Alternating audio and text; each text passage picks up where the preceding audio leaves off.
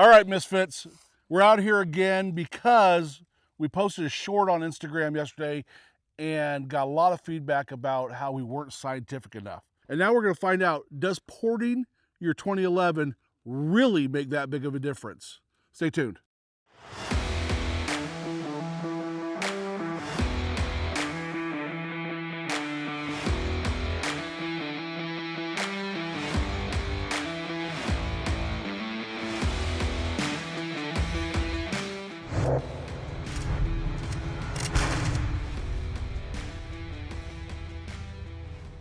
All right, like I said in the intro, we have two distinctly different but really the same Kimber 22K11s, and we're going to shoot them side by side in slow motion to see what the actual difference in recoil reduction is.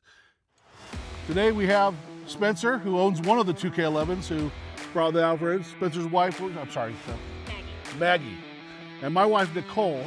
So Maggie, what's your shooting experience? Limited. How limited? I've been shooting since I was a kid, but I haven't shot much in the last 8 years. Okay. Now Spencer comes out and shoots almost every Saturday with the Tactical Misfits. Nicole, what would you say your shooting experience is? We're going to really keep this kind of flat. So a stock 2K11 owned by our friend Johnny Hardbodies, a modified 2K11 owned by Spencer, and we're going to be running the same ammo through all of it, which is going to be PMC bronze. For those of you who just woke up from a Rip Van Winkle style nap, the Kimber 2K11 is Kimber's long-awaited entry into the double-stack 1911 market. Kimber's long been known for their traditional 1911 pistols, but the 2K11 marks their move into the modern high-capacity competition and duty pistol space. Now, both the pistols we're using today are chambered in 9mm, though Kimber also released their platform in 45 ACP. Now, the eagle-eyed among you may have already noticed that these two pistols aren't exactly identical. One is completely stock, while the other has been modified with a compensator and barrel porting designed to reduce muzzle rise. Today, we're going to measure just how effective those modifications actually are. Each shooter fired 5 rounds with the stock pistol and then 5 rounds with a modified pistol. But due to some technical issues with the camera, we captured all 5 of my shots, 4 from Nicole and Spencer, and 3 from Maggie from each string. So the analysis you're about to see is based on the shots we successfully recorded, not all 5 shots from each string, unfortunately.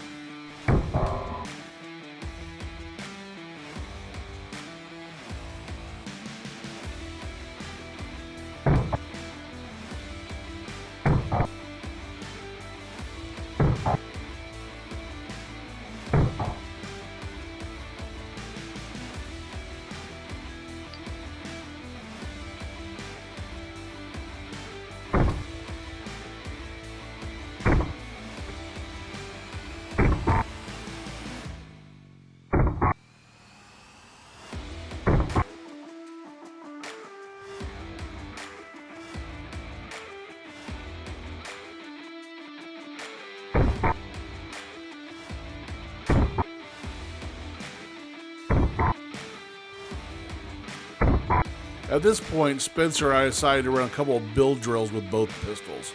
For those of you who aren't familiar, a build drill is 6 rounds fired as quickly as possible from the draw at about 7 yards. It's a great way to measure recoil, control, and split times. That said, it probably wasn't the most scientific part of our test. Now let's look at the results side by side. At the top of the screen we have Nicole's shots before and after the modification. Her average muzzle rise dropped by about 49%, which is a pretty dramatic reduction. Below is Maggie's comparison, where we saw about a 39% reduction in muzzle rise as well. Now let's take a look at Spencer and my results. Just like we saw earlier, the modified pistol consistently reduces muzzle rise. Spencer's average reduction came in at about 39%, while mine was around 32%. And when you look at the results across all 4 shooters, the percentages are actually remarkably consistent. Roughly 30 to 50% less muzzle rise with a compensated imported pistol.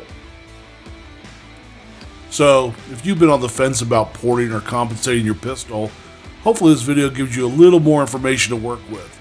While this is not a sponsored video and they don't even know that we're actually making it, the custom work on Spencer's pistol was done by TDS Gunworks, and they obviously did a fantastic job. I'll put a link to them down in the description. I'm curious, what do you all think? Were you surprised by the results? Does this change the way you think about modifying your own pistol?